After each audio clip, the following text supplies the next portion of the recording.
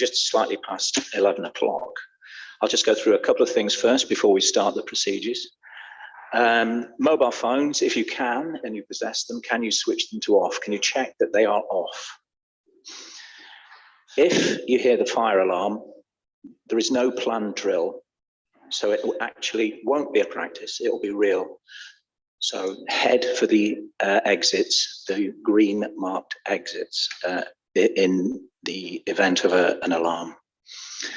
What I'd like to do is make you aware that this is a live streaming event on YouTube. So if I can politely request to treat everyone and all speakers with respect, that would be a good thing for sure.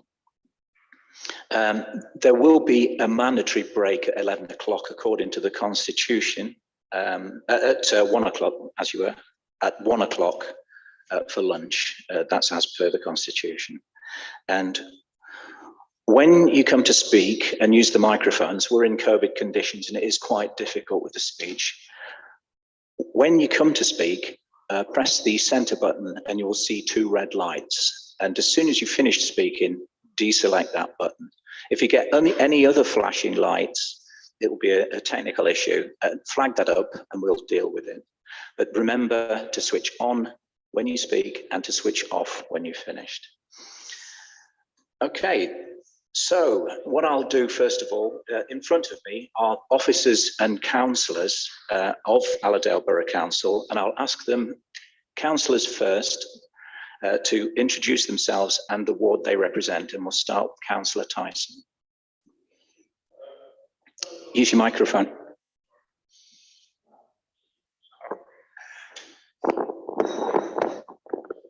Councillor Alan Tyson, All Saints Ward, a Conservative.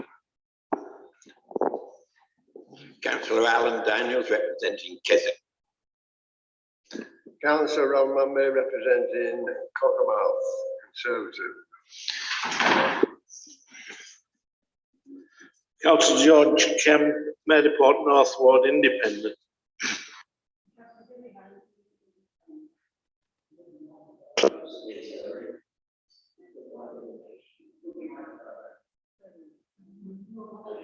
It'll bend towards you. That's it. Can you hear me now? Yes. Okay, Councillor Hilary Harrington, representing Harrington Ward. Councillor Carol Armstrong, Harrington and Salterbeck Ward.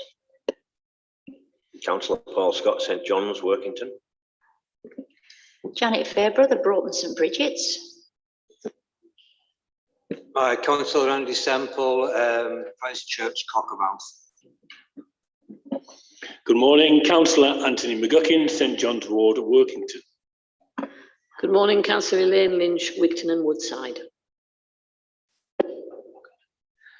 Councillor Tony Annison from Warner Ward. Thank you, Chair. Sharon Sewell, Chief Officer for Place and Governance and Monitoring Officer. Good morning. Good morning, Sarah Brooke, Senior Planning Officer at Allerdale Borough Council. Good morning, Sian Tranter, Environmental Health Manager. Good morning, Ryan Swales, Independent Acoustic Consultant, providing support to Allerdale Borough Council.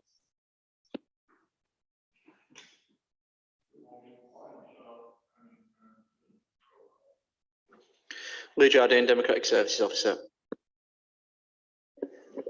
Thank you, everyone.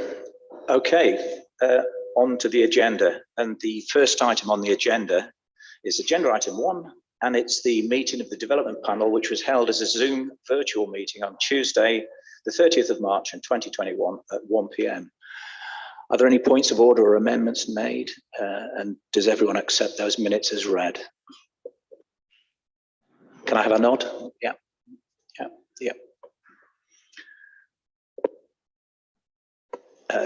Can we have the minutes read accordingly? Recorded, yeah. Agenda item 2, apologies. Lee. Thanks, Chair. Apologies received from Councillors Coburn and Horsley, replaced today by Councillors Scott and Harrington. Thank you. Thank you, Lee. Item agenda 3, declarations of interest. Councillors and staff are to give notice of any disclosable pecuniary interest, other registrable interest, or any other interest and the nature of that interest relating to any item on the agenda in accordance with the adopted code of conduct. Have we any declarations of interest?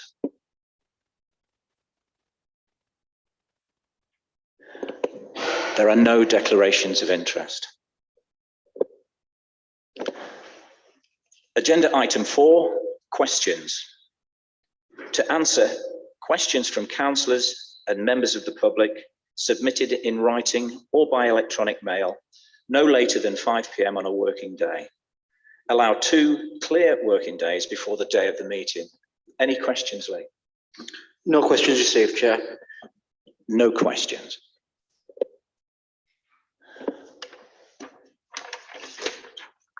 And now on to the applications. We have 2 today, and the first one is for the development panel, and it's referenced Alpha Delta Delta /2020/0001, the Dovenby Hall Estate, Cockermouth. Submission of further details requiring approval in accordance with the provisions of the Noise Management Plan Issue 3B, which was approved under Condition 6 of Planning Permission 2/2014/0350, and you can find the details of this application on pages 7 to 50 of the agenda. And now can I ask Sarah to present the officers' report? Thank you, Chair. So just as a bit of background to start, because this application does have quite a long history, and some of you may not have been on the panel when it first got kicked off, but in 2015, the council granted planning permission for an evaluation centre and test track facility within the grounds of the Dovenby Hall Estate, and that was for M Sport Limited.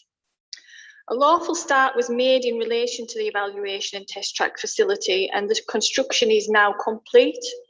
You can see from slide 4 of the presentation, this is the latest imagery from Google. That's showing you the track now complete. It doesn't show you the evaluation centre, but that is now complete. Sarah, we haven't got it on this one. Sorry, Councillor Armstrong.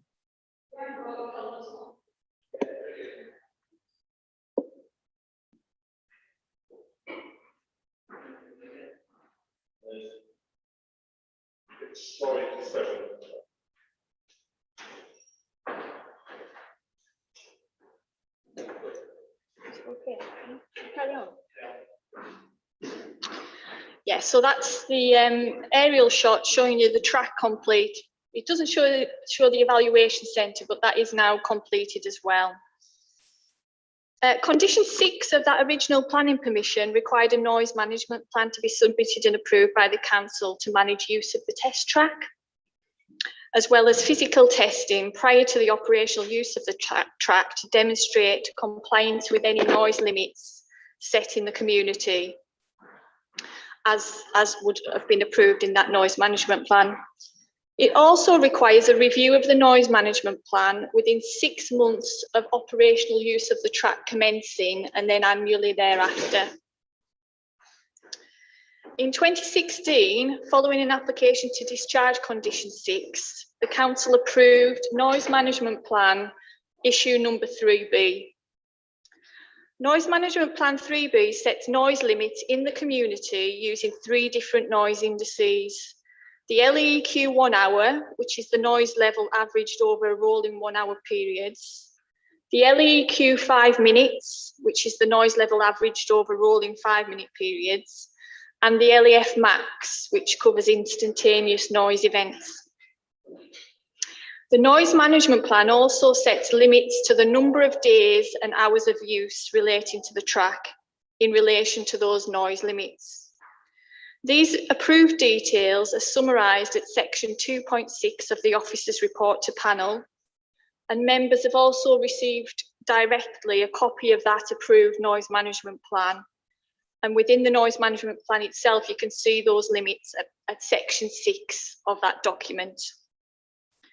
Therefore, just to be clear, planning permission has already been granted for the evaluation and test track facility, and the noise management plan issue number 3B has already been approved. So these earlier decisions are not for reconsideration as part of the current application. The approved noise management plan sets out the principle that noise monitoring for track use would operate using trackside monitoring only. So there will be no permanent noise monitors within the community once the track becomes operational. The approved management plan sets out that an agreed noise reduction figure will be applied to the recorded trackside noise levels to determine the noise levels being received in the community. Those agreed noise reduction figures are therefore essentially the reduction in the level of noise over the distance between the track and receptors in the surrounding area. The approved noise management plan sets out that the noise reduction figure will be demonstrated through physical testing,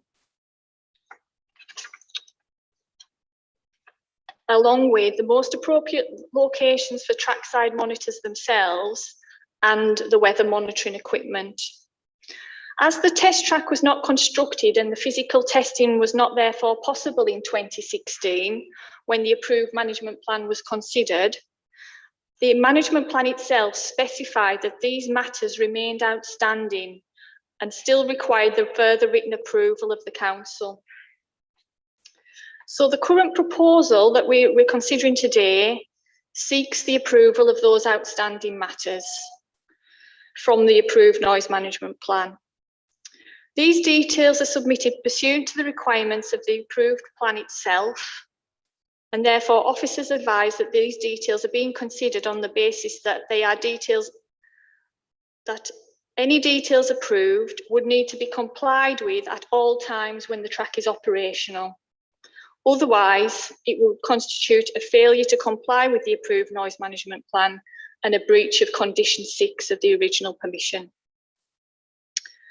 So the outstanding matters for the current proposal are quite limited in scope, and they are the number and location of trackside monitoring equipment, the anemometer and wind vane position, and the noise reduction figures that are to be applied to measured noise levels at the track for the 3 noise indices, the LEEQ 1 hour, LEEQ 5 minutes, and the LEF max, in order to check compliance with the approved levels in the community. So the applicant's submission has been prepared largely by Philip Dunbavin Acoustics Limited, led by Mr. Ed Evenden, who is a member of the Institute of Acoustics. And the Institute of Acoustics is the professional body for acousticians in the UK. That information has been reviewed by the Council's Environmental Health Officer in conjunction with an independent consultant appointed by the Council to provide advice. And that's Mr. Ryan Swales of RS Acoustics Engineering Limited. And he's also a member of the Institute of Acoustics.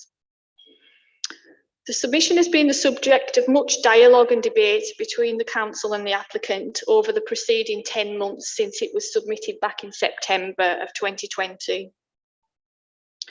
The details sought for approval are set out at section 3.5 to 3.9 of the officer's report.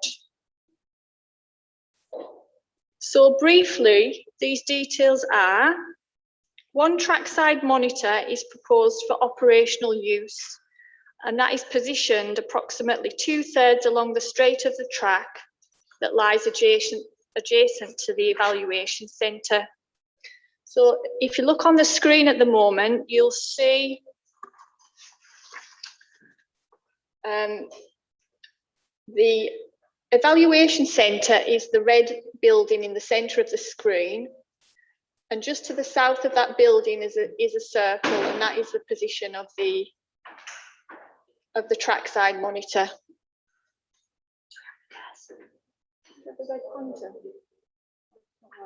Right. Sorry, okay. A wind speed and direction sensor are to be mounted on a 6.5 metre pole, 3 metres clear of the adjacent earth bund, and that is to the southern section of the track. So the bund is, well, Simon's going to show you that. That's the bund, and then the cross shows the position of the anemometer, if you can see that. Yeah, that's it.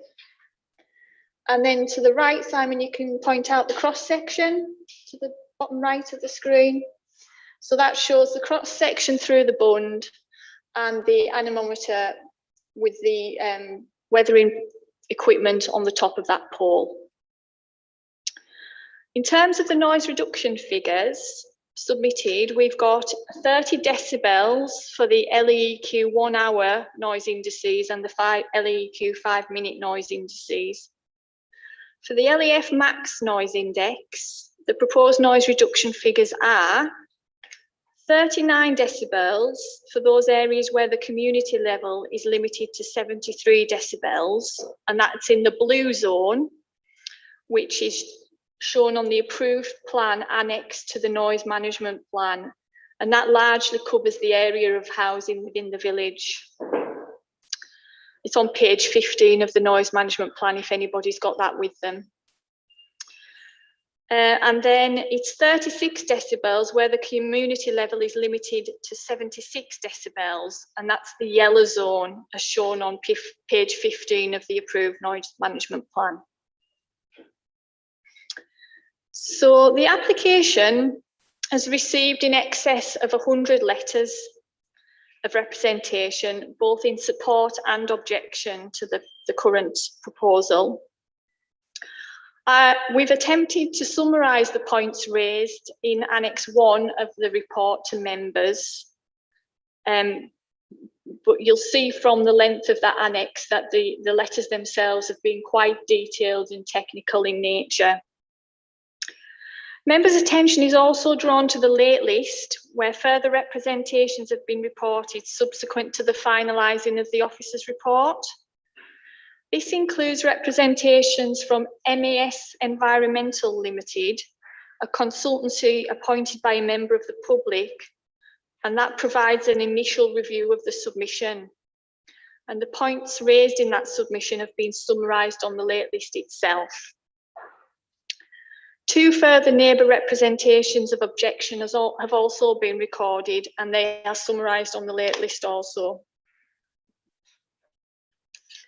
There's also a verbal update in respect to a couple of representations that have been received since the deadline for the late list.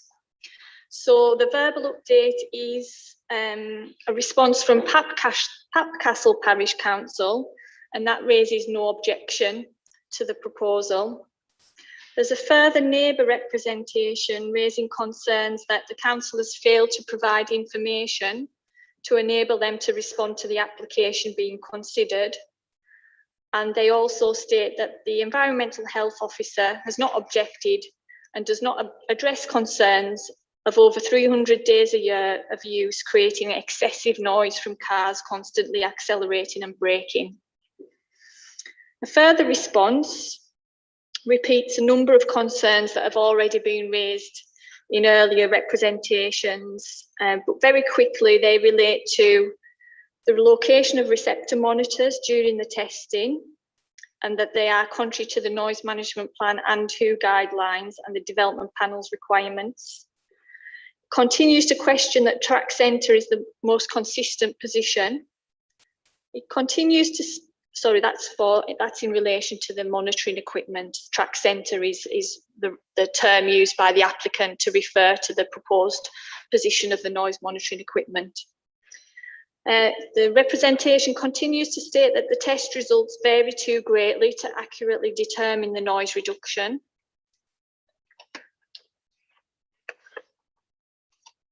It states that one track centre measurement cannot capture the whole track. It references inaccuracies in the testing, which undermines the accuracy of the monitoring system operationally.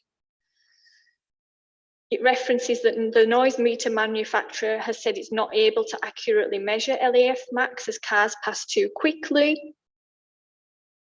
The impact on commercial buildings within the WB estate has not been addressed, and conclusions on wind are based on lack of evidence rather than anything that gives confidence. So that's the end of the verbal update.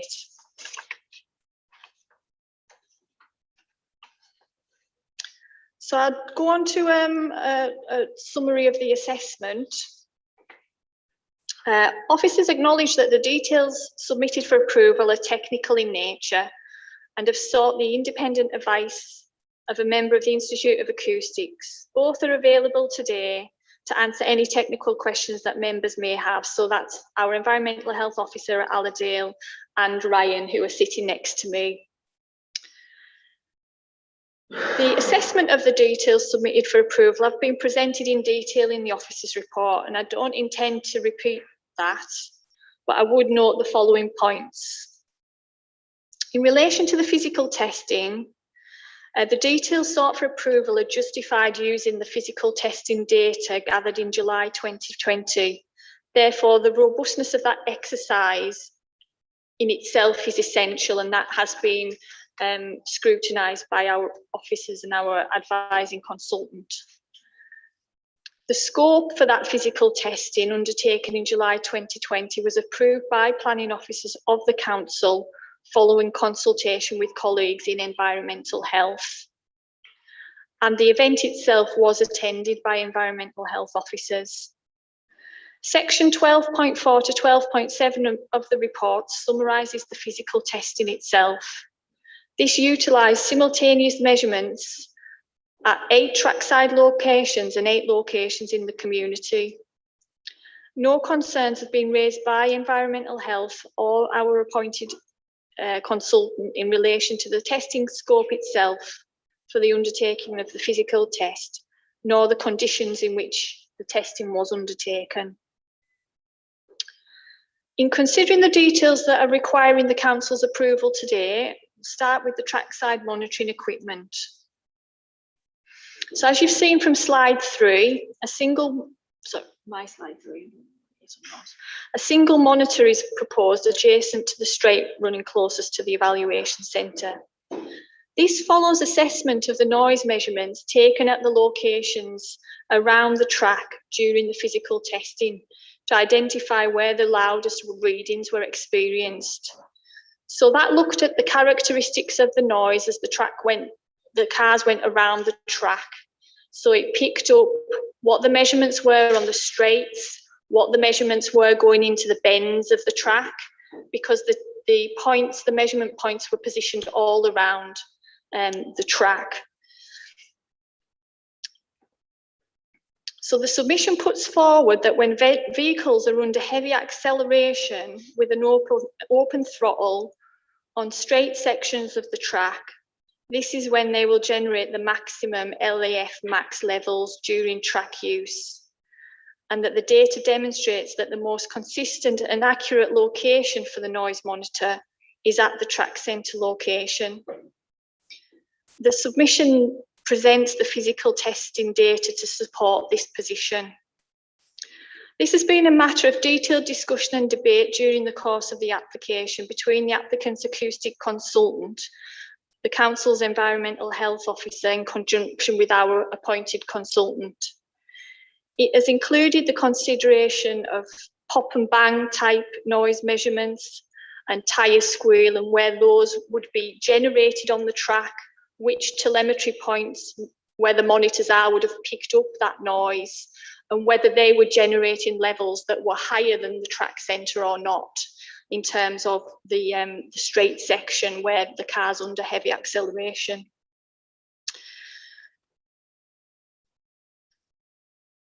Following these discussions and the data presented, the Environmental Health Officer and the Council's appointed consultant have confirmed that the measured test data demonstrates that the track centre monitoring location is the most consistent and therefore most appropriate location for the noise monitoring operationally. And so based on this advice, this detail is recommended for approval. So you'll see that the plan on the screen is referenced in the conclusion as a plan to be approved today, depending on members' decision. In terms of turning next to the anemometer and the wind vane position, you've seen where that position is on slide 4, and you've seen the cross-section drawing showing the head of the mast where the wind speed and direction sensor would be mounted, and that would be clear, 3 meters clear of the adjacent earth bund. You can also see the distance to any buildings that are associated with M-Sport.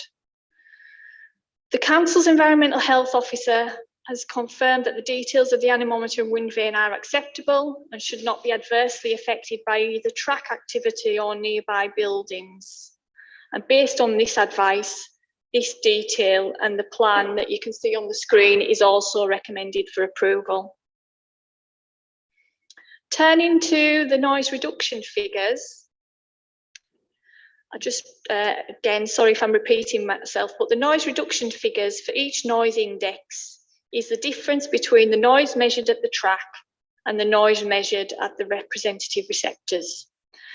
The reason they're important is because whilst the community levels set out in the approved noise management plan control the noise levels permissible from the test track at sensitive receptors, the method for checking compliance going forward when it's operational is by measuring the noise generated at the track and deducting those noise reduction figures from those trackside readings to calculate what the receiving noise level is in the community.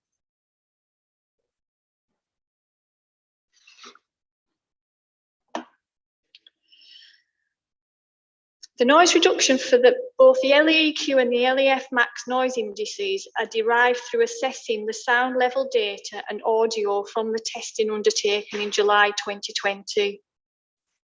PDA have assessed the sound levels whilst the track was operational, and also the sound level during the periods when the track was not operational, in order to establish the change in level due to the operation of the track. PDA are the applicant's consultants. PDA undertook an additional assessment of the existing noise climate at each monitoring location in the community, and where possible, remove discrete noise events that could have impacted on those measurements and artificially raised those measurements in the community.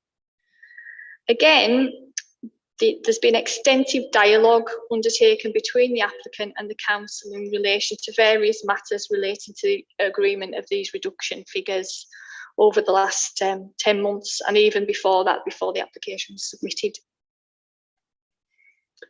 For the LEF max, which is the noise of the instantaneous noise index, the main areas of discussion between the applicant and the council have been around whether the reduction figure has been calculated using the same event in time, i.e. a comparison of the trackside reading to the receptor reading from the same real-time event, and the relevant time delay between the track and receptor to account for the speed of that sound travels.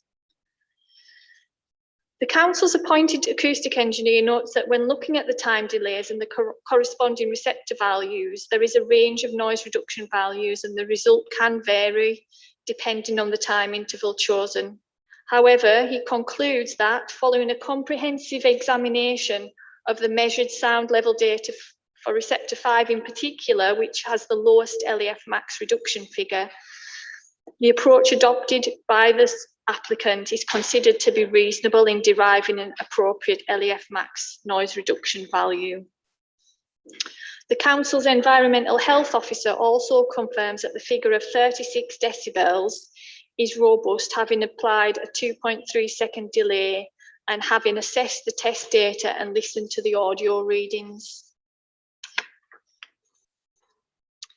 No specific concerns are raised by the council's appointed engineer or the environmental health officer in relation to the 39 decibel noise reduction figure for the LA max noise index for the blue zone, where 73 decibels is the set community limit. Receptor 5, which is the receptor position closest to Bridekirk and Dovenby School is considered to be the most significant or key receptor because that is directly downwind of the track in southwesterly wind conditions, which is the predominant wind direction in the UK. Both application of the 36 decibels and the 39 decibels for the LAF max noise index would give the same controlling limit at the trackside of 112 decibels because the approved management plan has set those two different community levels for the LAF max by those two different zones. As 36 decibels is the worst case or lowest reduction figure demonstrated for the LAF max for those receptors in the yellow zone, and 39 decibels is the worst case or lowest reduction figure demonstrated for the LAF max in the blue zone. These are the reduction figures submitted for approval. Based on the advice, officers considered that the reduction figures of 36 and 39 decibels to be applied to the LAF max noise index can be recommended for approval. For the LAEQ noise index, the submission initially sought to rely on modelled data for two receptors, Receptor 5 and Receptor 8. That is Bridekirk and Dovenby, the monitor nearest to Bridekirk and Dovenby School, and Receptor 8 is positioned on the A594 close to the houses, just down from the ship, the public house. The reason they sought to rely on the model data was because of the influence of road traffic on the test data, on the physical test data. Although they did provide a reduction figure based on the actual physical testing for the remaining 6 receptors. Having considered the test data and listened to the audio, the Council's advising acoustic engineer and environmental health officer concurred that for Receptor 8, the measurement results are dominated by frequent traffic on the A594. However, this position was not accepted in relation to Receptor 5.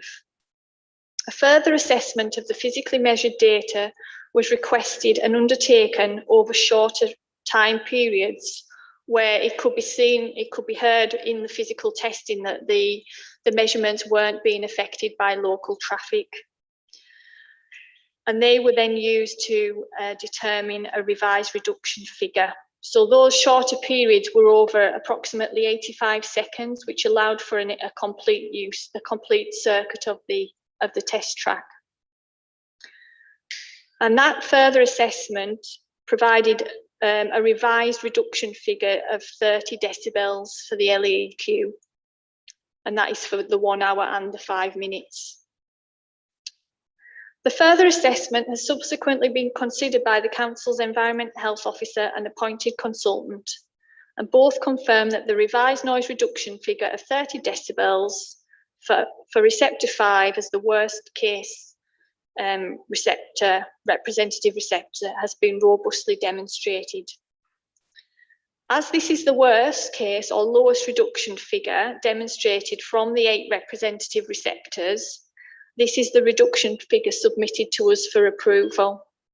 And based on the advice that we've received, officers consider that this reduction figure of 30 decibels to be applied to the LAEQ 1 hour and 5 minutes can be recommended for approval.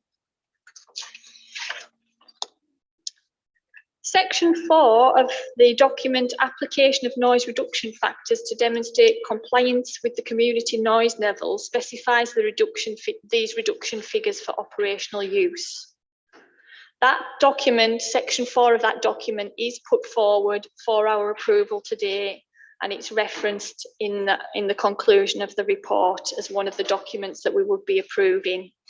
And that document specifies that only the reduction figures of 30 decibels for the LAEQ and 36 and 39 decibels for the LAF max would be used within the monitoring software once the test track became operational. So the compliance methodology contained at Section 4 of this report is therefore recommended for approval today. You will see from section 12.50 onwards of the officer's report that the process to date has had to consider the influence of weather conditions on both measuring equipment and noise propagation. And again, these matters have been discussed in detail between the applicant's acoustic consultant and the council.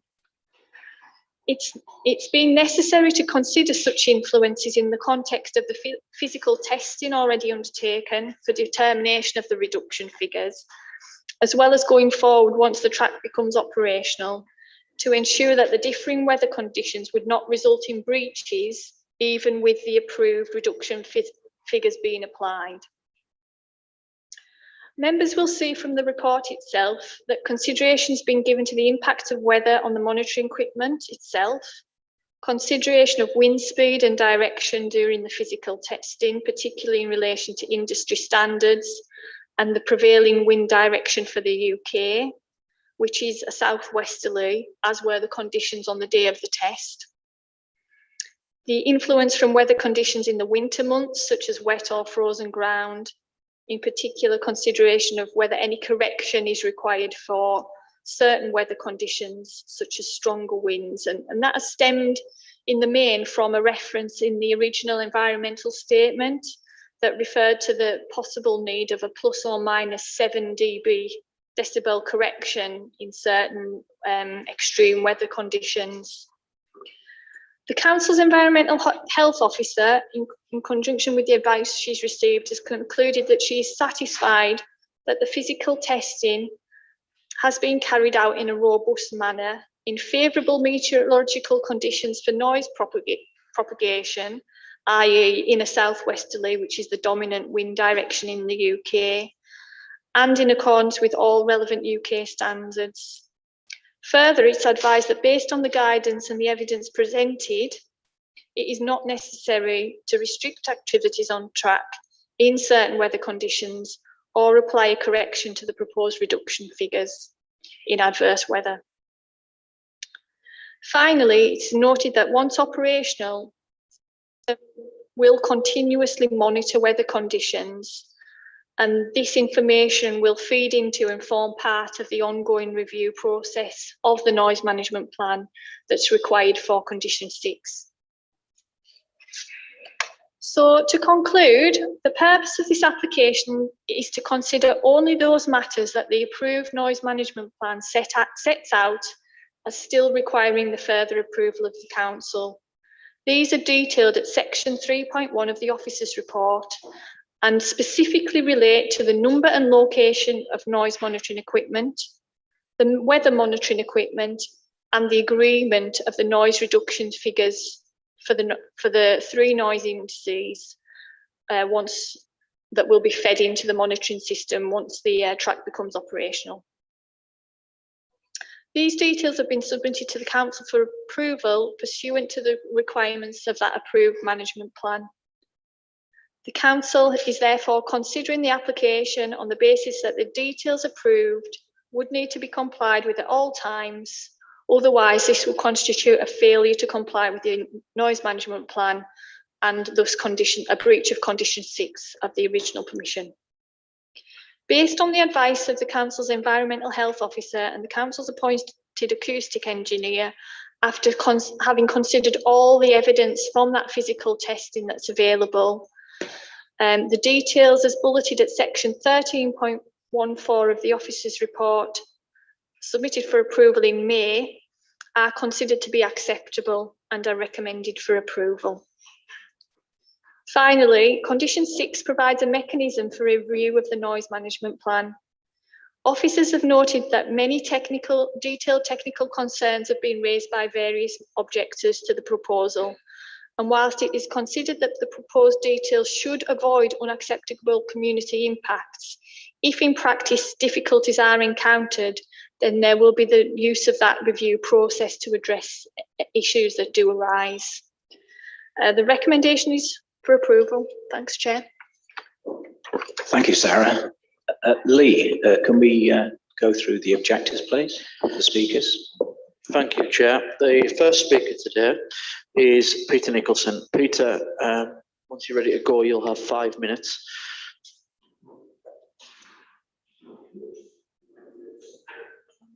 You just let us know when you're ready. Thank you.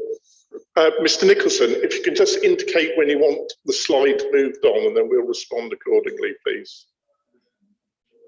Can you remember?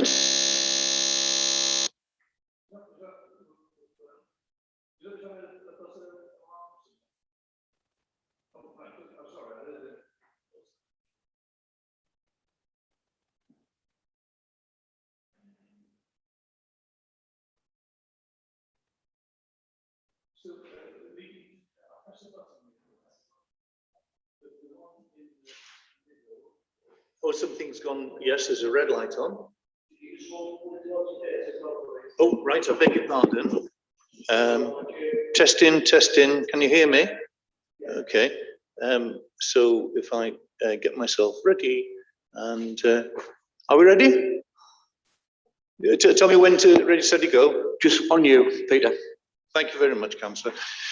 My name is Peter Nicholson. Nicholson as in Nicholson versus Allerdale, a case that's at the High Court, where I won a case in this matter and managed to get all my costs back. Thank you very much, Allerdale. And I would like to, have we got a slide on the screen, please? The first slide, thank you. But I would like to point out that the 60 decibels can last for 5 minutes, but 12 lots of 5 minutes at 60 decibels is greater than the 1 hour limit of 55 decibels. So you have to measure the hour to know that its noise is lower than the 5 minutes. But there is no physical measurement for an hour.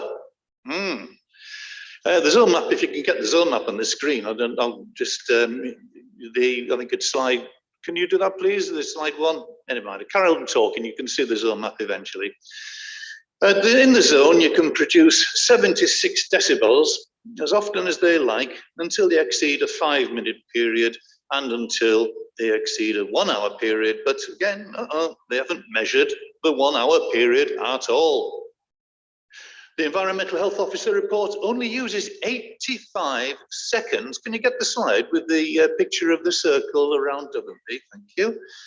85 seconds to measure the noise protection for infant and junior school children instead of the 5 minutes and 1 hour rolling periods that were established in my High Court case, Nicholson versus Allerdale.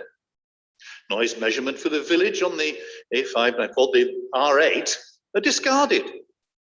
The Environmental Health Officer report accepts the noise from the main road drowns out the noise from the track, but people sit in their gardens at the rear of their house, where their house blocking the road noise, and the gardens share the back fence with M Sport. That's where they should have measured the noise, on M Sport property. If you vote to ignoring noise from the track at R8 in our village, then those people have no protection available by this planning process. No way to control noise from the track. I mean, how can residents tell Allerdale Environmental Health Officer that the track is too noisy when the Environmental Health Officer says she cannot accept noise measurements from their location at R8 because she put the noise measuring device on the busy main road and not adjacent to their gardens? Those residents cannot complain about noise from the track by referring to Allerdale planning permission because there is no noise level limit evidence at R8. And they cannot complain to the EHO because the EHO and you councillors agree that noise from the track at the reception position R8 cannot be measured, so it can be any noise level at all. Indeed, nobody can complain about the 1 hour limit being exceeded because it has not been physically measured. Do we say they exceeded the 15 minutes of measured noise or the 15 minutes of silence? That's evidence. Or the infant school, do we measure the worst 85 second that challenges the Environmental Health Officer's best 85 seconds of physical measurement? There's a lot of irrationality happening here. That's what I won on in the, previously. The situation is contrary to your own noise condition, contrary to the rights of the residents, and I submit wholly irrational in law again. Another irrationality is that Devonby Village, 300 metres from the track, is to receive 73 decibels, but Tollbar Cottage, if I manage to get the picture on the screen, at the top of the track is 1,500 metres away, and it can receive 76 decibels. But sound is supposed to get quieter as you get further away. That's irrational. The High Court case requires physical evidence to prove that noise levels set in the planning condition can be met. But there's no 5 minutes at school, there's no hour measurements anywhere, no measurement at all for the village houses on the A595. That means we have to put up with the noise that is going to be heard on the is going to be heard with the track and the screaming and the squealing and all the rest of it. My technology has let me down, but isn't technology great? We're going to have to put up with the technology of going with a noise nuisance complaint after we have had to suffer this noise. It'll take us a second to get this all sorted out. Isn't it terrible when the technology lets you down? So basically, environmental health officer will be, I will be reading out late, my wife will be reading out later, and you will be hearing from her, the barrister and so on. So could be see you in court again. Any questions? Do you want to hear that noise? Thank you, Mr. Nicholson. Thank you. Thank you, Councillor Anderson. Do I do something here? Or Yes, stop speaking. Oh. Any questions? Oh, sorry. Thank you, Mr. Nicholson, for your presentation. Right, councillors, Mr. Nicholson's free to take questions, so I'm looking for indications of questions to be asked. And anybody like to ask Mr. Nicholson a question? No questions. Thank you, Mr. Nicholson. Oh, do I press the button now? Yep, please, yes. If you can take your seat, and if you can, we'll give you a couple of minutes to remove your equipment as well. And the next speaker will come on when Lee sanitises the speaker's station. Thank you, Mr. Nicholson.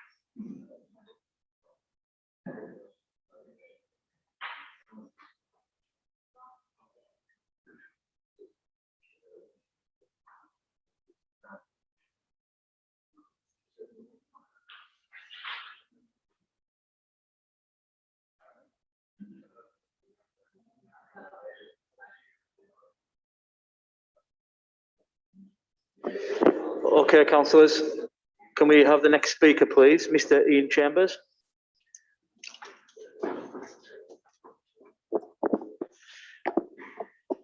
Ian, you'll have 5 minutes to address the panel. Just let us know when you're ready to start. Thank you.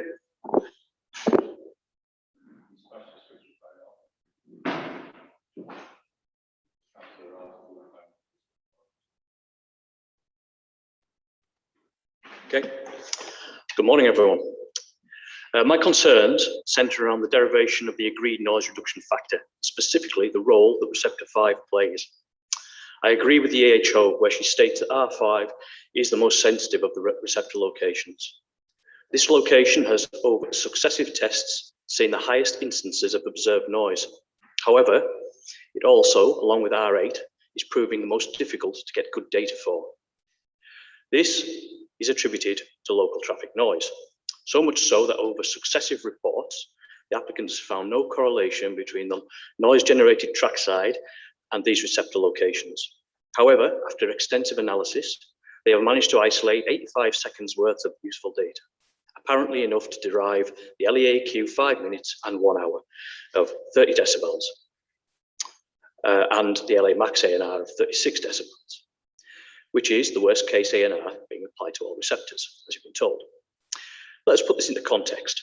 Over every coming year of this planning application, this will allow 290 odd days of operation managed under this NMP. And these levels are derived from batches of 85-second samples, which were picked out of a sample which was originally disregarded as having no correlation. I hope you see the issue here. For you to discharge this condition, you must be convinced that this position can be robustly defended. And I believe you simply don't have enough data to do this yet. For me, the solution is clear. The applicant needs to propose a way of getting better data for these two locations. R5 is situated on a local B road crossroads, and it would be reasonable to suggest closing the road for the period of testing in order to get that accurate data for this location. For R8, I accept it would be unreasonable to close an A road, but what would be reasonable would be to move Receptor 8 location only 30 metres to the rear of Orchard House, to the boundary of the estate. Here you would get a much more representative receptor location near residential gardens than by the main road. I'm sure officers have made you aware that many Dovenbury residents have offered up their gardens as monitoring locations, as this would be more accurately represent where the receptors spend their amenity time. Up to now, this offer has not been taken up. For this remote monitoring methodology to work and be trusted, there needs to be proven repeatability. And at this point, we don't have enough data to robustly demonstrate this. You have the equivalent of 1 lap's worth of good data for Receptor 5 and nothing for R8. I would argue it is worse than that, because when in operation, you only really know how loud a car is when it's passing 10 metres from the track centre microphone. And the rest of the time, it's a guesstimate, as the test vehicle could be anywhere up to 300 metres away from that track centre microphone, which means it'd be very difficult to determine the true magnitude of noise from that far away.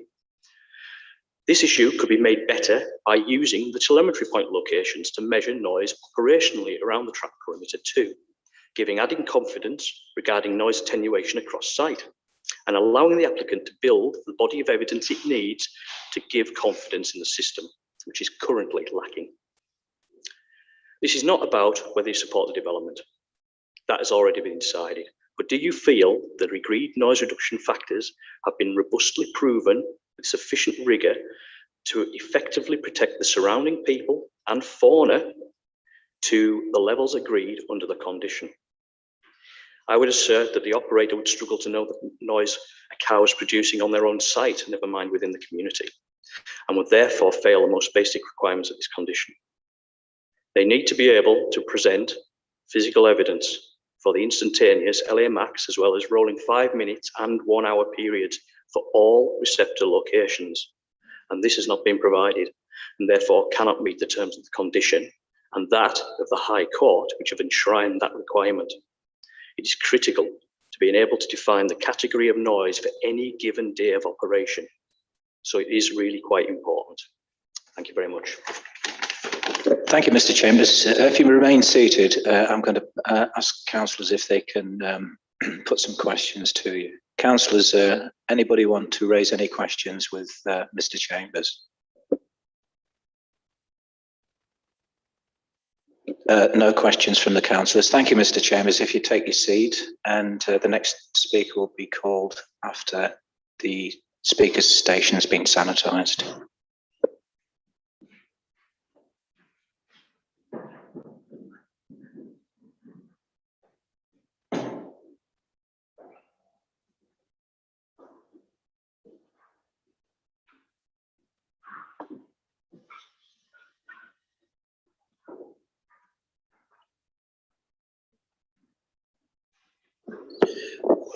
The next speaker is John Palmer.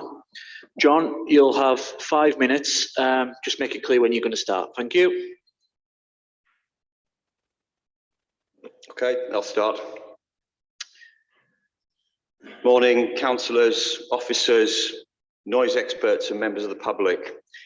I think it's poignant yesterday that our Prime Minister showed the courage to make a COVID data-driven decision based on good quality, immense amount of sampled and forecasted data to extend the lockdown by 4 weeks to save lives, protect the NHS, despite the economic impact. What a difference in posture that is from February and March, where to some extent the data and the science was ignored.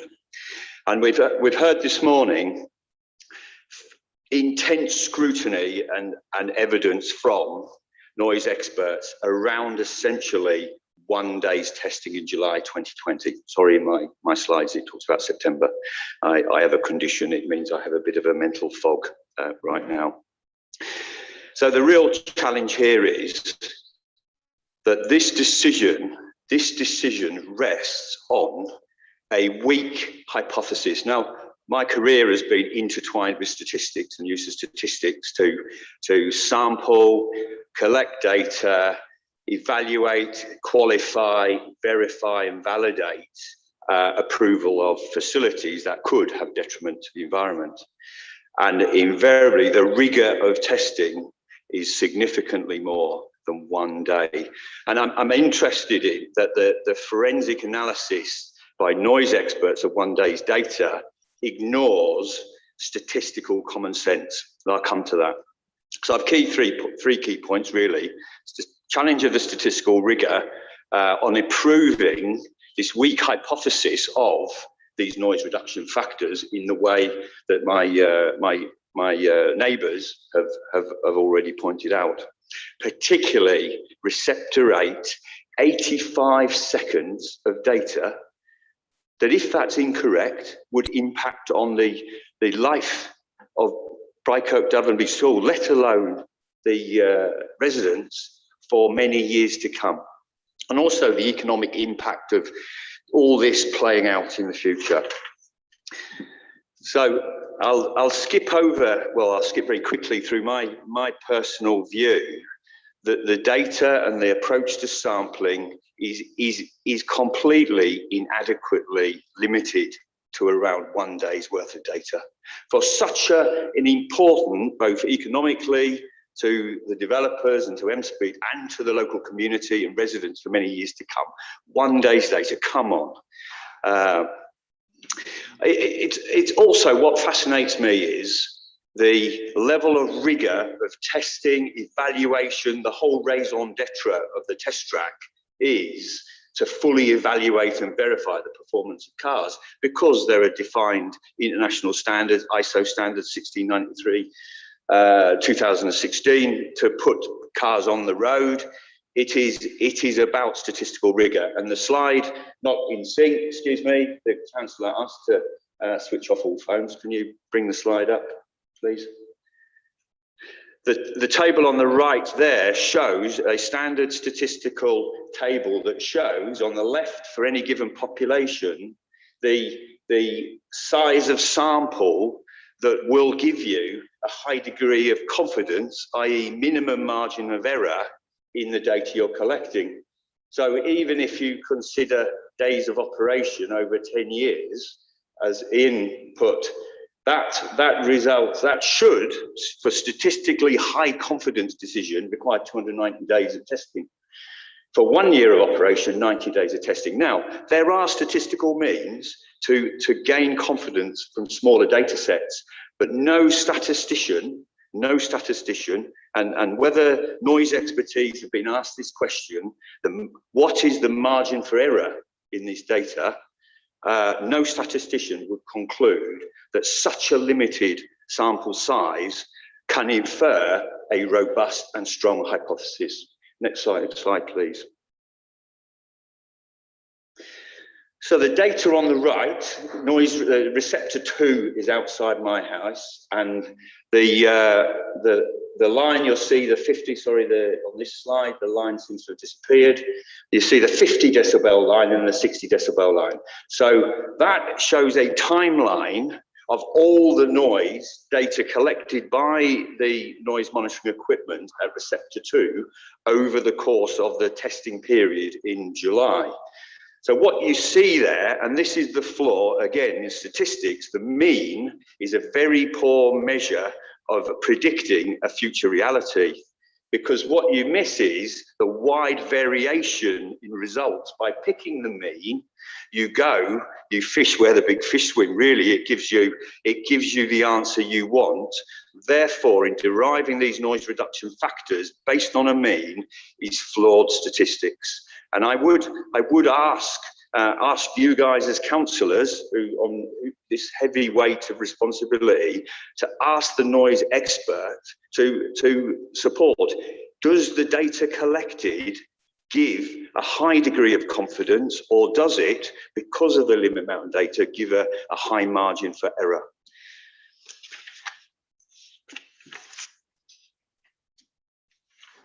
So what the data shows is... Thank you, Mr. Palmer. That's your 5 minutes. Thank you very much. If you remain in your seat, I will ask councillors if they wish to put any questions to you. But councillors, any questions for Mr. Palmer?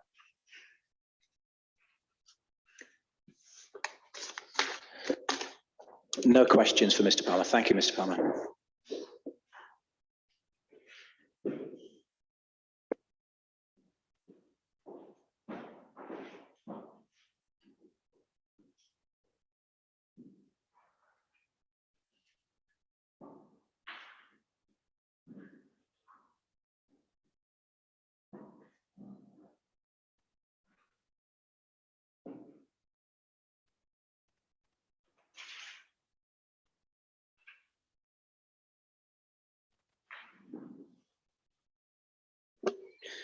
The next speaker is Michael Fossey. Michael, you'll have 5 minutes to address the panel.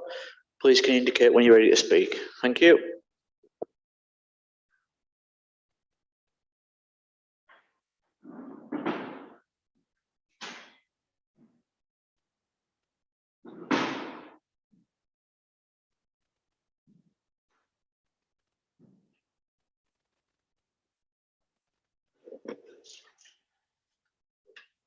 Councillors, officers, may I begin by reading two quotations from the report of the Noise Consultants PAD, which forms the basis of the Environmental Health Officer's report, which you all received.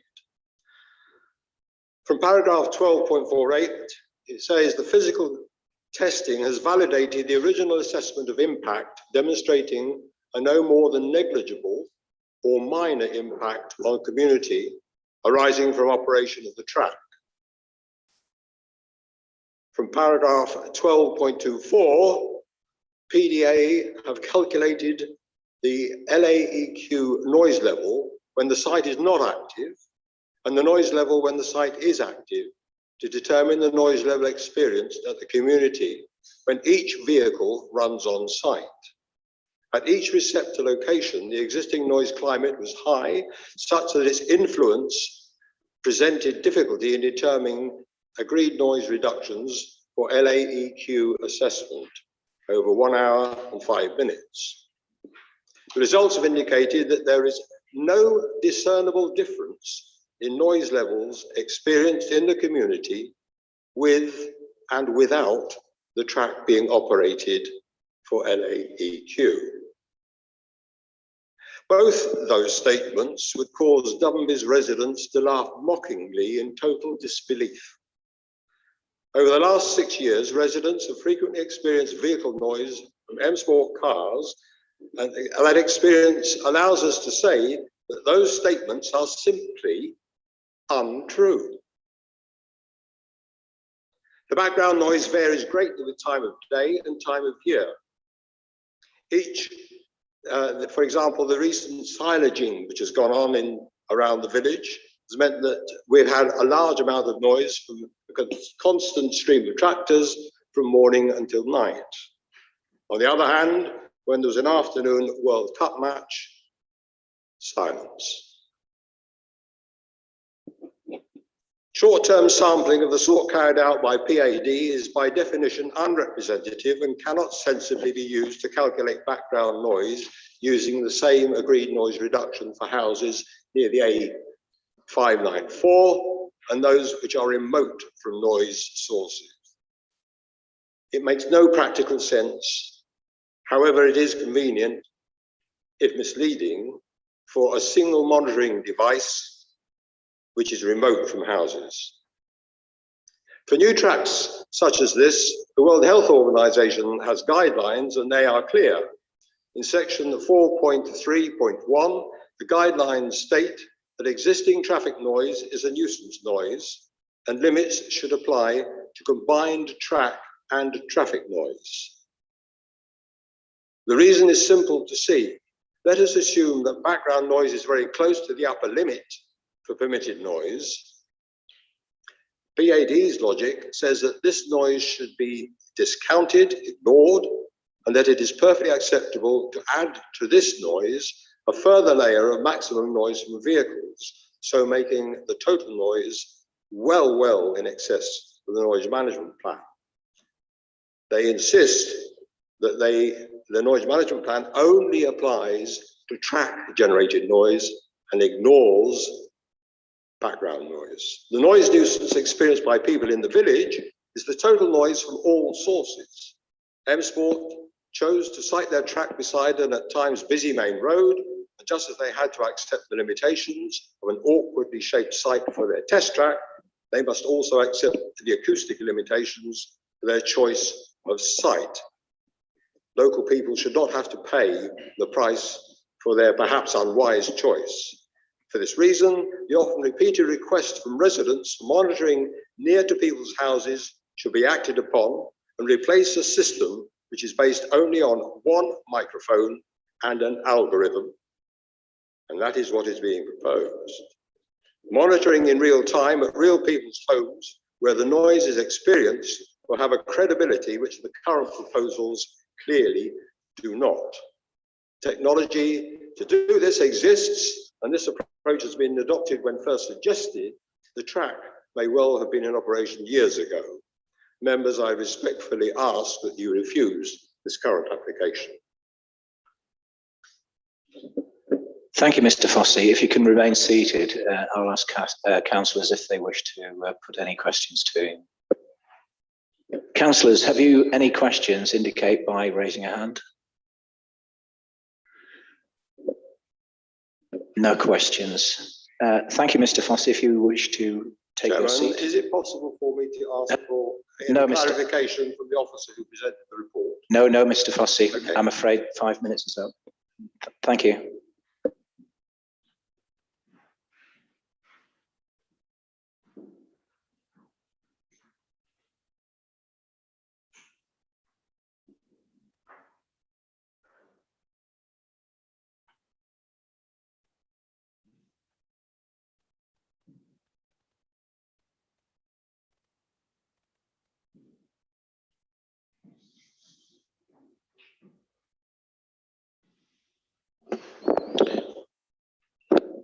Thank you. The next speaker is unable to attend, would have been Christine Nicholson. So reading a letter on her behalf is Mr. Nicholson. Mr. Nicholson, you'll have 5 minutes. Thank you. Just before you start, you can take your seat, Mr. Nicholson. Make yourself feel comfortable. Take your seat, please. Yeah.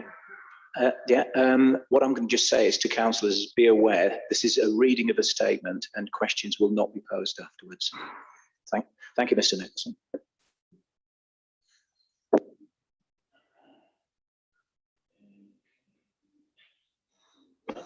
I do that, and I time myself there. I go there.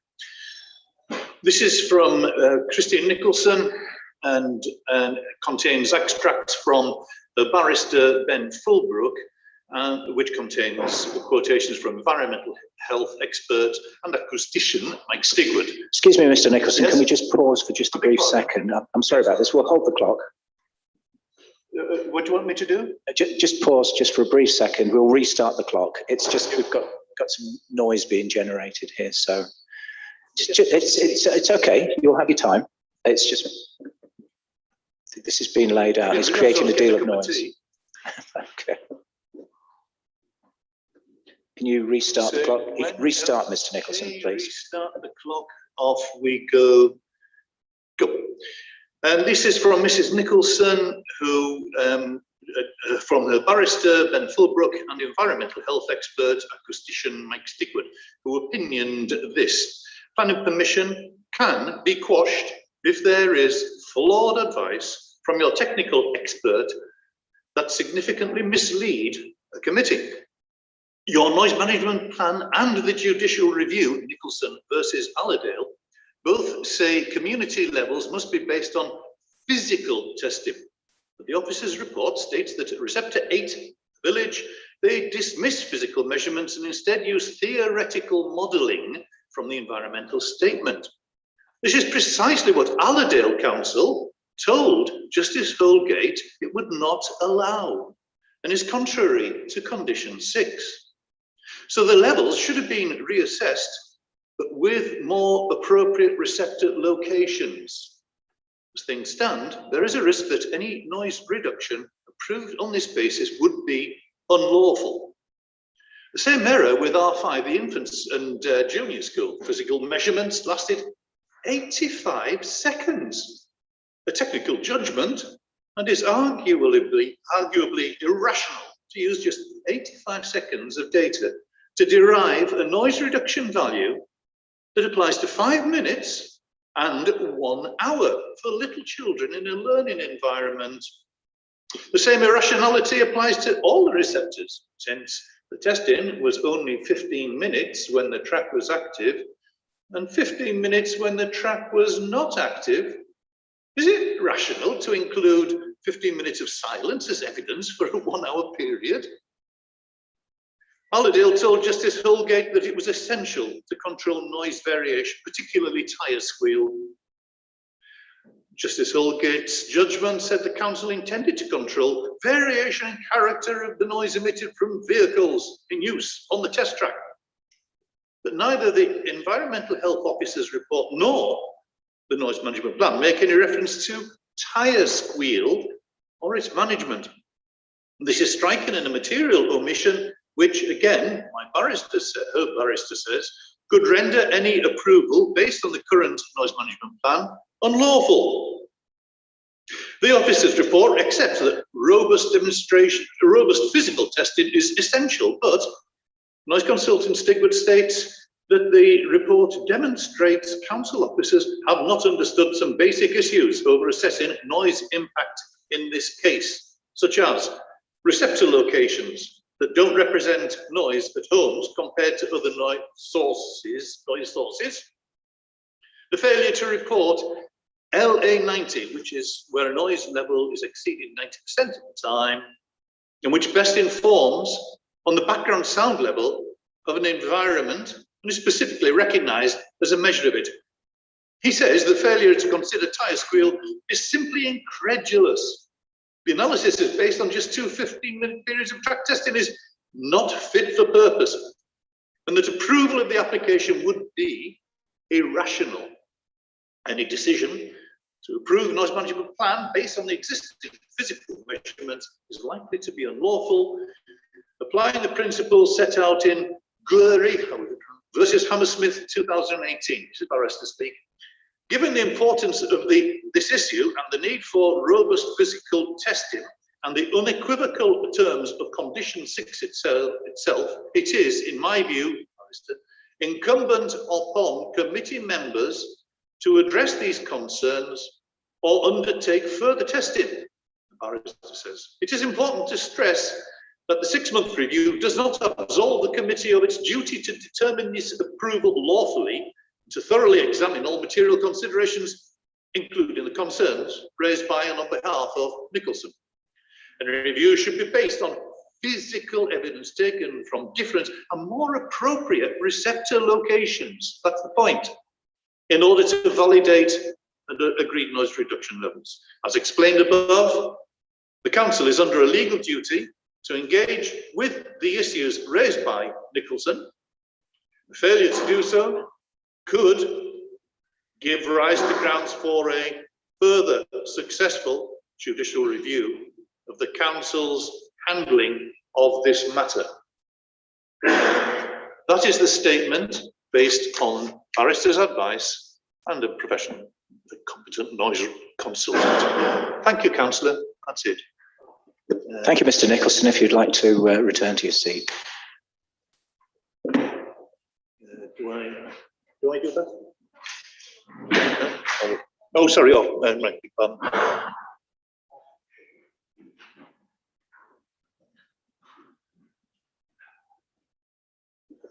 To continue proceedings, what we'll have now is the officer's opportunity for to answer the particular concerns raised by the objectors, and after which we will have ample opportunity for questions to those officers. Chair and the experts. Sorry to interrupt you. Sorry, we do have potentially further speakers, but we'll just have a 2-minute break to sort out some technical issues. Thank you. I hope you heard that, councillors. We're going to have a 2-minute break.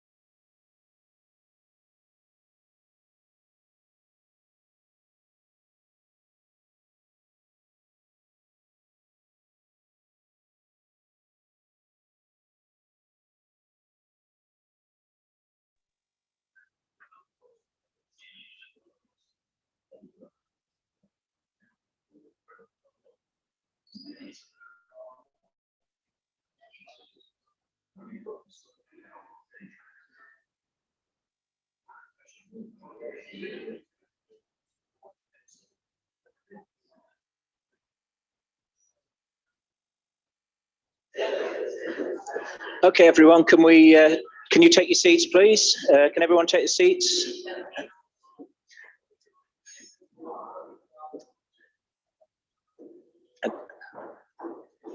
And let an air of hush descend. Everybody ready? Everybody in the seats? Okay, I'll hand you over to Lee for the next part of the process. Thank you, Chair. Just to clarify for transparency, we had representatives of the applicant down to speak, but they have chosen not to speak today. So I'll hand you back over to the Chair. Thank you. Thank you, Lee. What we're going to do now is the officers and the experts will have an opportunity to answer the questions posed by the objectors, and then from there on, the councillors themselves will have ample opportunity to ask as many questions as you wish to the officers. We will then go to debate. Okay, so I'll hand you over to Sarah. Okay, so if I can just come back on some of the points raised by the objectors, and I'll probably draw on Sian and Ryan to feed into that process on the more technical points. I'll just work backwards through the speakers if that's okay. So one of the points raised is that Receptor 8 refers or relies on model data. And that's contrary to the condition 6 and is therefore unlawful. What I would see is that the ANRs that we're looking at have been derived from looking at all the available evidence, and that's included the advice from the council's officers and the independent noise consultant. So for Receptor 8 in particular, that physical testing data has shown that receptor is influenced by road traffic. That is what the test data shows, and we can't get away from that. And it's likely that any alternatives in the vicinity of R8, of Receptor 8, in the public domain, because all the receptor points that we've used throughout this process since the original planning application have been selected in the public domain to ensure access. So those other points in the vicinity of R8 would more than likely be affected by road traffic as well, because of the A59 and the frequency of traffic on the A595. But what I would say as well is that regardless of that, the noise management plan and the way it's written is that the community limits in the noise management plan that have been approved and have been set will protect all sensitive receptors. So in the future, if people have concerns that their private gardens are experiencing noise, then they will have that protection of the NMP, and there'll be a process to go through where the environmental health team would have to monitoring those gardens. That's routine with complaints. We would monitor in those gardens, establish whether the noise that they're experiencing is from the track or from the road itself, and we would have to investigate those and investigate any allegations of a breach. So it's just important to stress that the receptors we've chosen are to be representative of the surrounding area, and part of that environment is the road and the traffic and the noise that the road generates. So that is a characteristic of part of the village. I'll ask Sian and Ryan to respond on the points relating to the limited amount of data, in particular the point on 85 seconds. Do you want to come in on that now? Yeah, no problem. Just to put this into context, there was reference obviously to... Can you just move your microphone just slightly closer to the lid of your computer? That's it. That's perfect. Yeah. Obviously, there's reference about the size of the sample of data that we've obtained. I just want to put this into context. Obviously, we've carried out testing over obviously a number of tests over a number of years. Just to explain, if you look at all the testing that's been carried out to date, you're looking at something in the region of about 30,000 data points. So that's a large sample of data. Now, just to give you also to put in context, if you look at per minute, you would get at least 60 sample points in a minute. If you then look at that for the hour, then you'd be looking at obviously 3,600. If you then look at the test day over a 3-hour period, you're getting something in the region of 10,800 samples. So it is a large amount of data that we've actually analysed, obviously over a period of time. The second point regarding, I think somebody raised the issue about the fact that we've derived an ANR just based on 85 seconds worth of data. That is untrue. What we've done, we've actually managed to look at 5 circuits in isolation to provide examples where we've actually been able to determine with audio that local noise sources have not influenced the noise experienced in the community from the track. So to actually make the statement that we've derived it on 85 seconds worth of data is not accurate. That is untrue. Ryan, would you like to clarify, maybe go into more detail on that point? Yeah, sure. Yeah, just to clarify, so with Receptor 5, with the original proposal to look at the historical model, I thought it prudent really to actually go through the audio painstakingly for Receptor 5 over and over. And I identified in the afternoon period that there was a clear circuit where there was no traffic passing at Receptor 5 at all, which gave us good opportunity to derive a robust LEQ value for that receptor position. And then when you consequently go through the audio for the rest of the afternoon, there was 5 windows, if you like, or 5 full circuits, which last circa 85 to 90 seconds, where we're able to listen clearly to the signal generated by the track at the receptor in comparison to what's being generated at R5, i.e. there was very negligible traffic or very negligible influence at Receptor 5, and from that we felt that there was that was a more robust way to derive a figure. So to say it was done off a single 85-second circuit or set of numbers is just incorrect. Thank you. So the next point from the last speaker related to the issue of tyre squeal, and that tyre squeal hasn't been mentioned in the report or by the environmental health officer, and there's no reference to that in the noise management plan. The judicial review challenge that was referred to by Mr. Nicholson, the point on which that was successful was spelling out within the condition 6 itself that a reference had to be made to the LEF max and the LEQ 5 minutes. So that introduced that specifically into the condition as a requirement for the NMP. And my understanding was that that addressed the court's concerns in relation to various noise characteristics that could be generated by the track. And subsequently, we've approved Noise Management Plan 3B that sets limits in the community for the LEF max, and that's not for reconsideration today. The methodology for the physical testing, as far as I understand it, and again, I'll probably ask Sian and Ryan to maybe step in on this, is that instances of pops and bangs and potentially tyre squeal have been looked at and considered as part of the methodology of the physical testing because of where the telemetry points for the noise monitors have been positioned around the track. So they've been positioned at points where tyre squeal would potentially be created going into the bends or so on.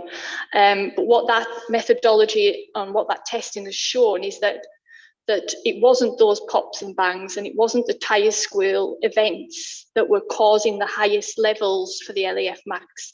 The dominant noise source was still shown through that physical testing to be when the car was under heavy acceleration on the throttle, which is why the track centre position for the monitor is still considered to show or to capture the loudest instantaneous noise events. I don't know if that's correct, or if you want to come in on that. Yeah, just to clarify, I did have concerns originally about the ability to identify where the highest instantaneous events or maximum sound levels were picked up. And if you think about it, cars' tyre screeches as it's approaching a bend under heavy braking or when it's accelerating out of the bend.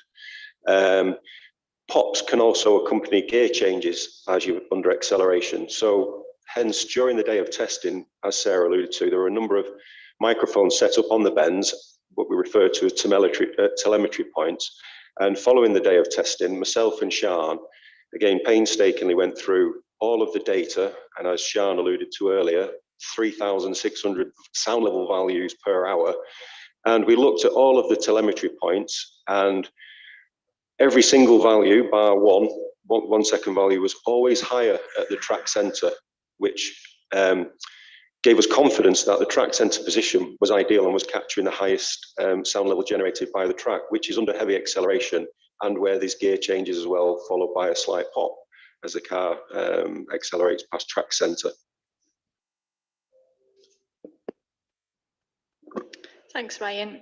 So the next point again was about the receptor locations and whether these represent people's homes and in particular people's gardens. And again, I would reiterate that the receptor locations were established, you know, or the community positions for them were established quite early on in this process. They were used as part of the original application to assess the potential environmental impacts of the scheme. So we are going back a long way in terms of when those receptor points were agreed and felt to be representative. So where those points are positioned are around the track. They are north, east, south, west. They are in the vicinity or next to people's houses, where we could find positions that were in the public domain so that we could ensure that they were available as part of the assessment for the whole process.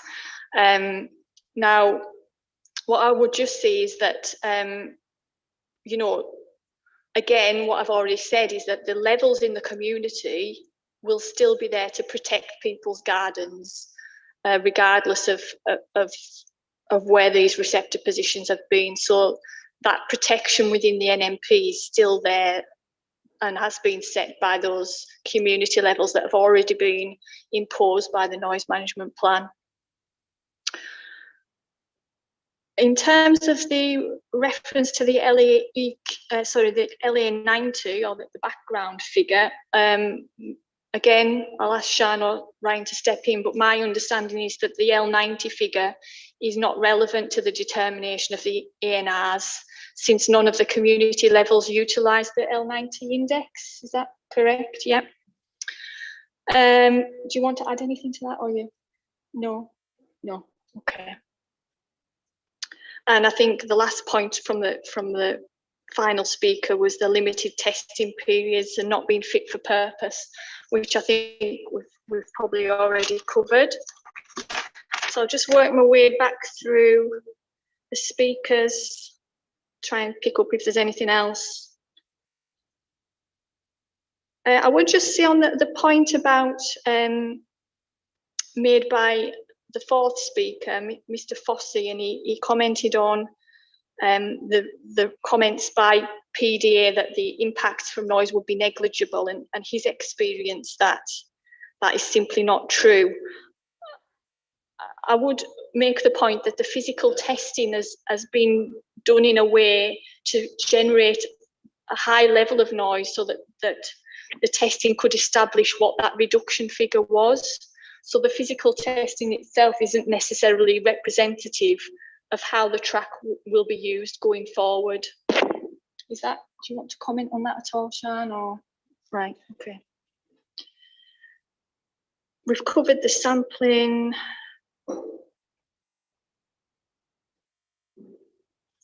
Again, the point about limits should apply to background and track noise combined.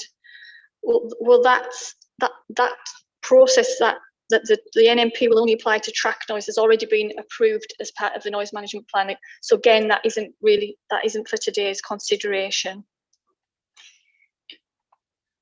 Mr. Palmer raised issues with the samples, which we've covered.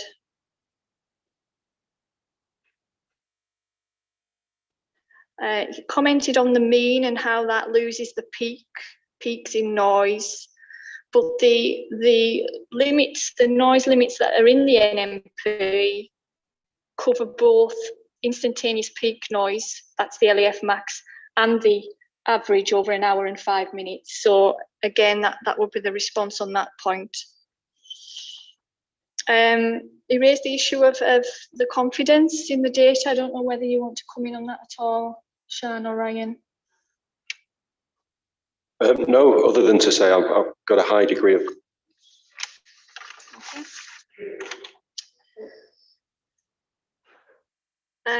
And then in response to Mr. Chambers, I would just clarify that. Just a second, Sarah. I've got a problem with the microphone. If you press and hold the. I think it's okay now. Okay. I was just going to say I've got a high degree of confidence, having personally looked at 10,000 data set samples and the 3 to 4 hours worth of audio recordings for each receptor position. I've got a very high degree of confidence, and I wouldn't say so otherwise. That's right. In response to Mr. Chambers, I would just clarify that yes, we have said that receptor 5 is the most sensitive.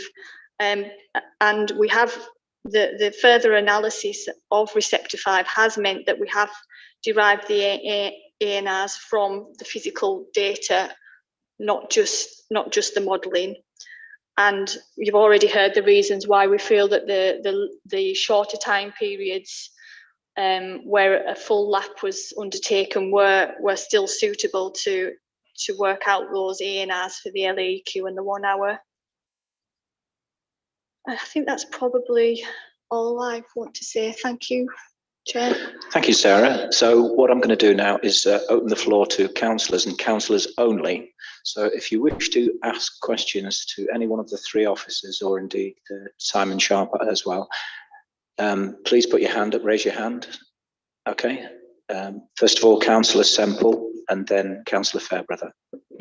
Yeah, thanks, Chair. Yeah, but thanks very much for that. I mean, obviously, as a layperson, it's a bit bamboozling, isn't it? All the kind of like, let's call it jargon. Yeah, cutting to the chase. I completely understand if you're a community and you're faced with potential noise pollution. I completely understand that. So I'd just like to ask.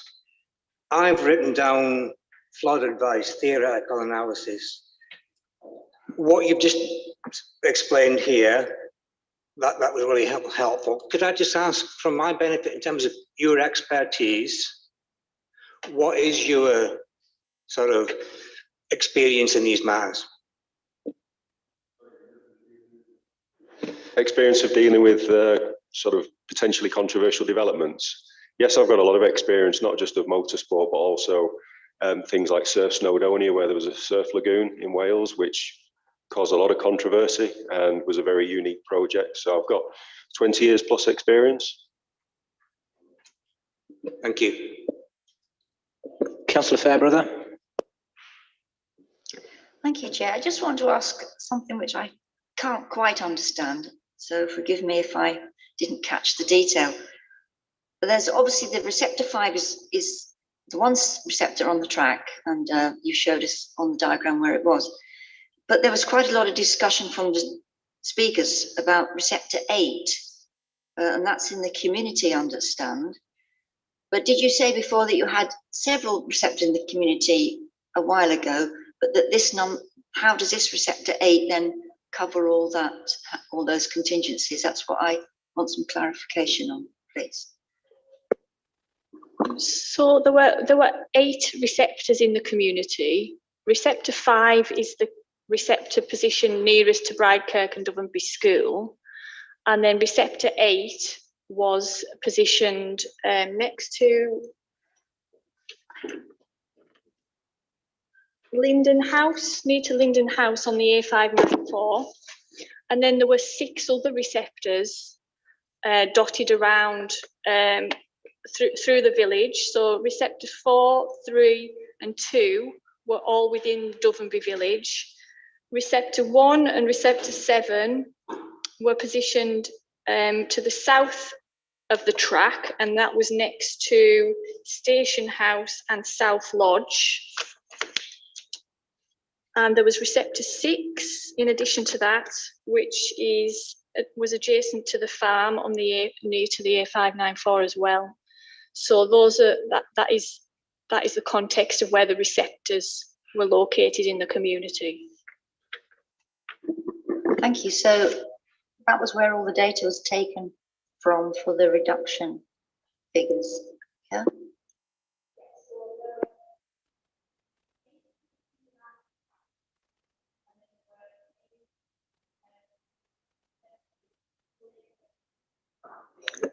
Sarah, can you put your microphone on, please?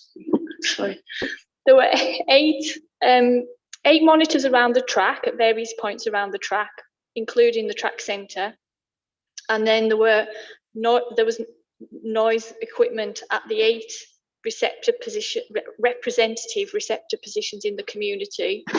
And then they undertook simultaneous measurements as the vehicle was going around the track to establish what the level was at the track, what the experience level was in the community, to work out what that reduction level is that's being achieved.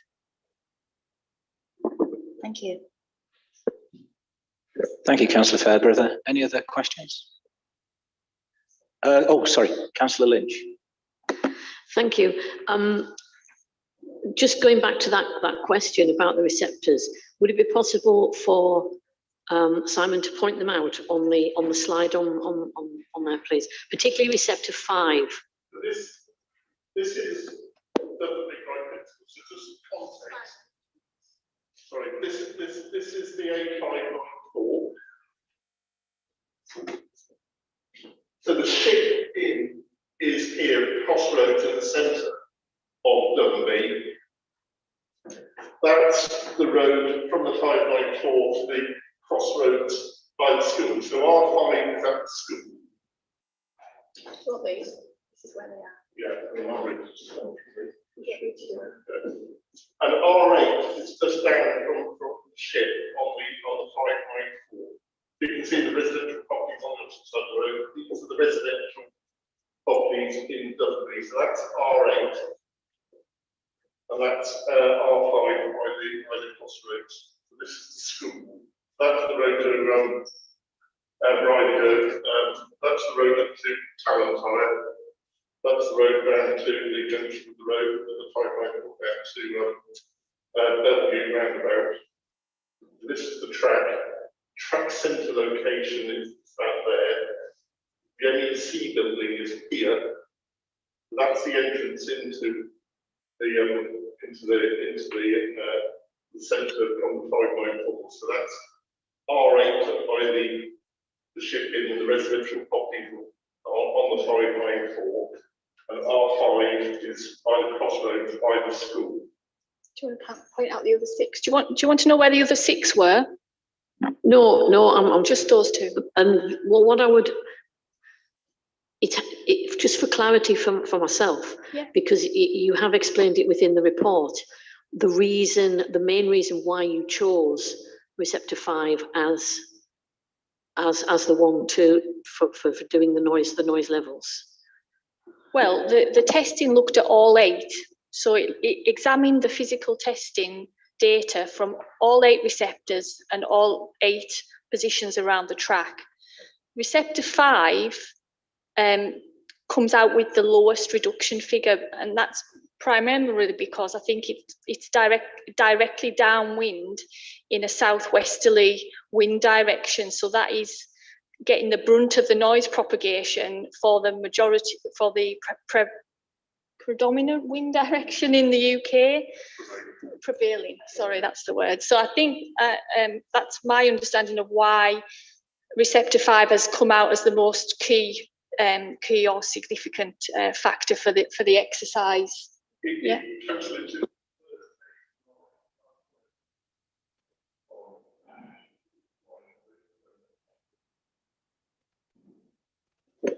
Any follow-ups, Councillor Lynch?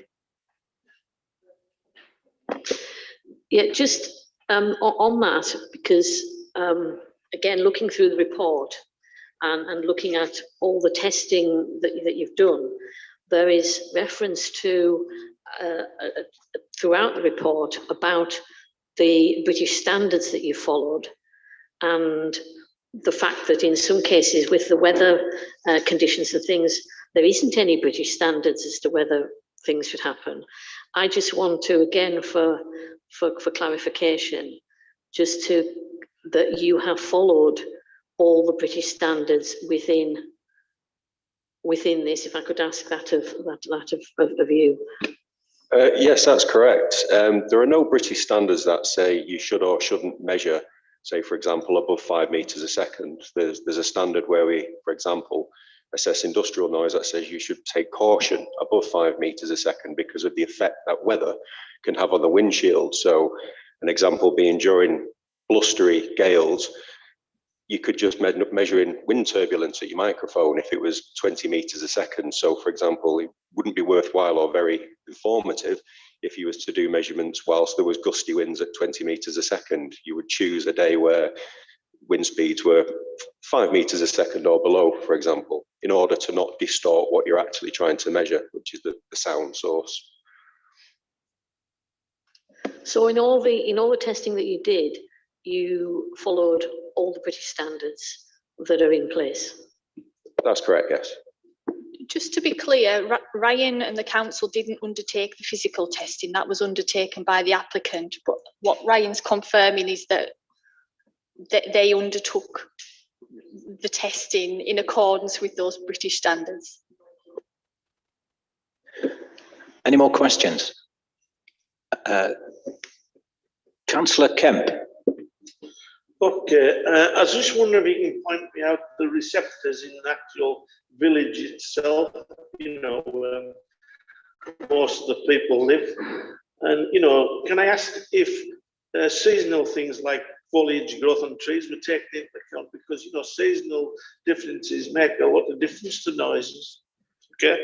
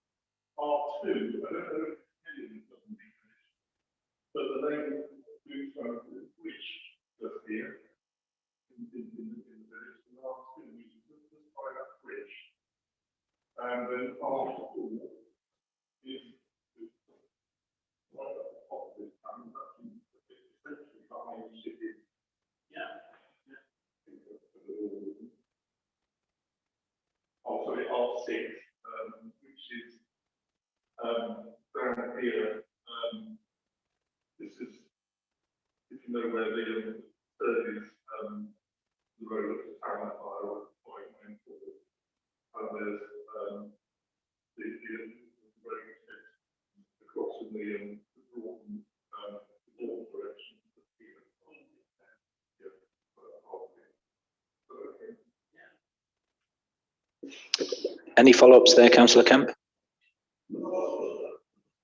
Like that, as seasonal things been taken into consideration with the testing, you know. Seems to me a lot of these areas outside. Sorry, Councillor Kemp, can you move your microphone just a little bit closer? That was on.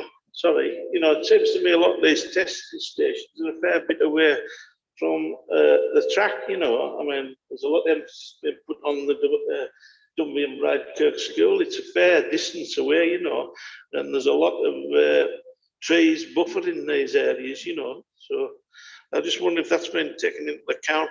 Okay.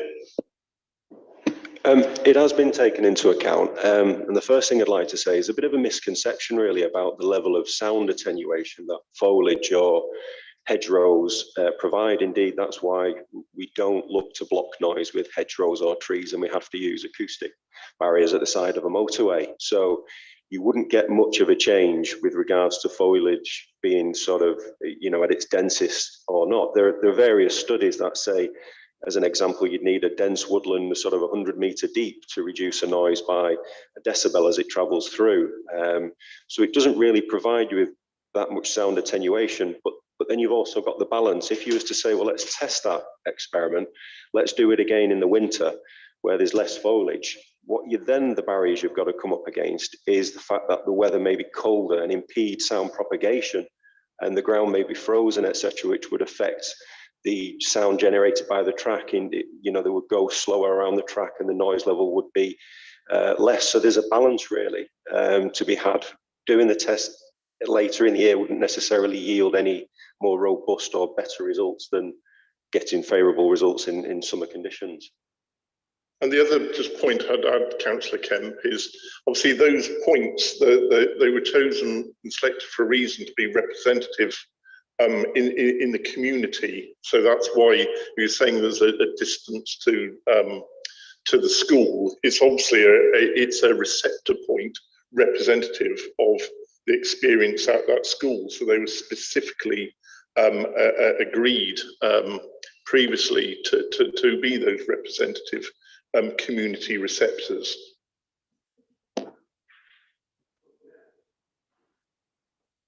Any more questions? Councillor McGuckin. Yeah, thank you, officers.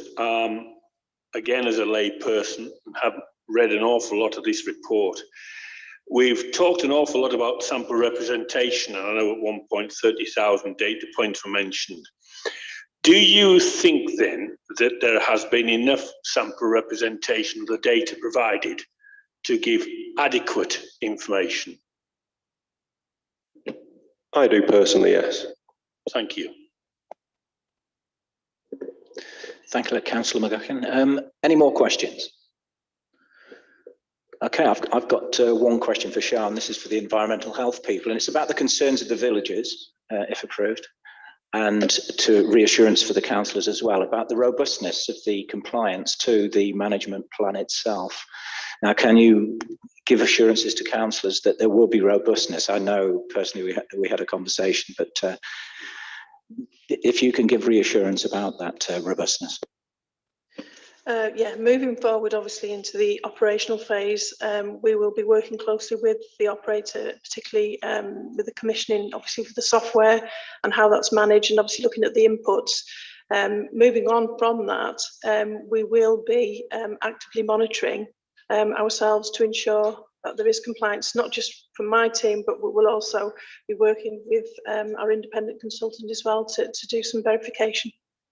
Okay, and as a follow-up, for reassurance of the villagers, if they feel that they need support and help from environmental health in terms of monitoring or reassurance with the plan itself, are you available to provide that?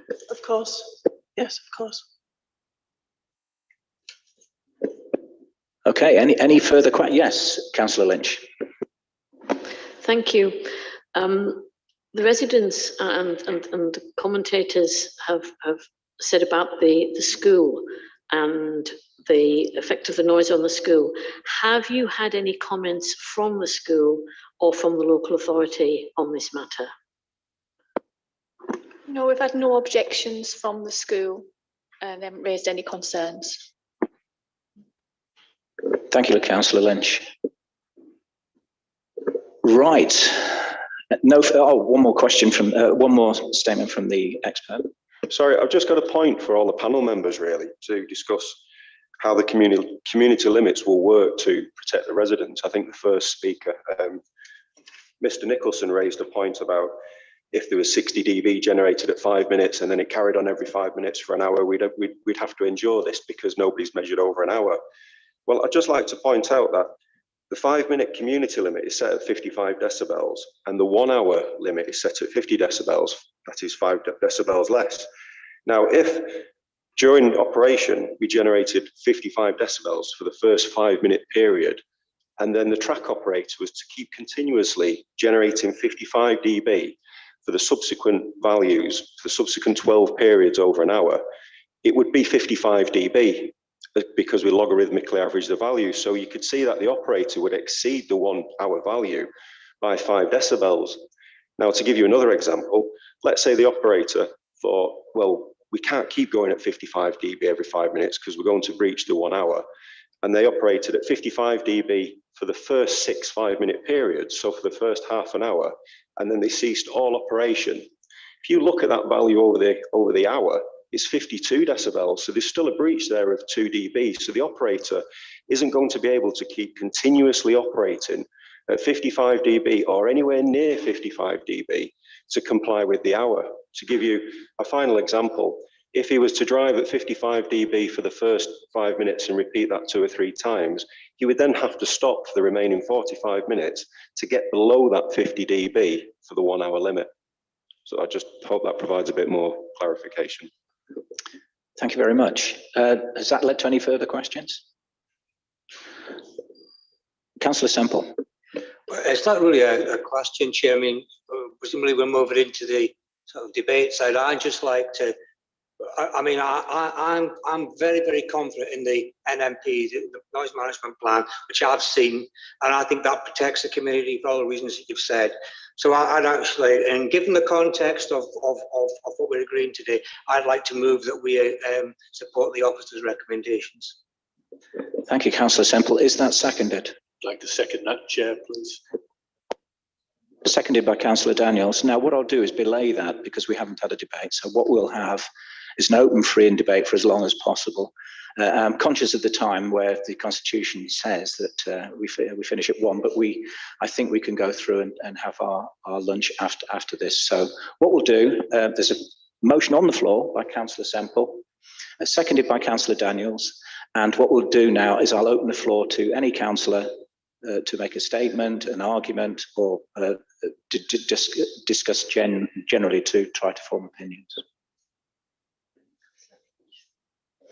Councillor Lynch. Thank you.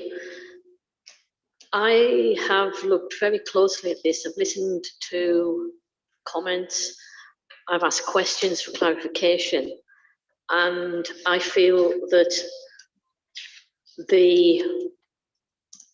all the testing and the monitoring of that, the looking at it, the analysing it by our environmental health and an independent advisor suggests that this is a very robust, a very robust plan. All the testing has been carried out to British standards, and I'm very confident that this is robust.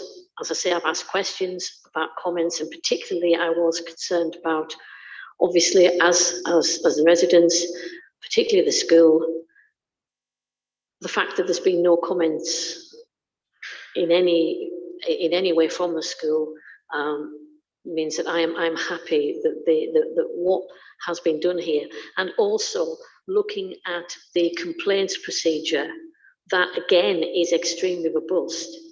And if residents are concerned about the levels of noise, then there is an option there for receptors to be put into private gardens to test, and that this is 24/7, and I think that complaints procedure is extremely robust.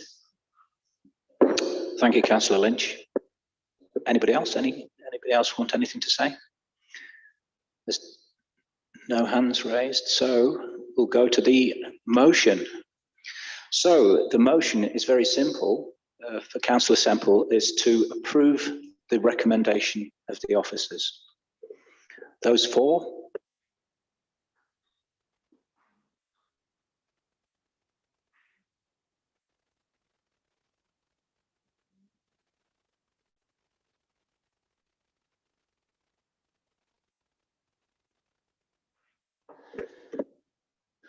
Those against?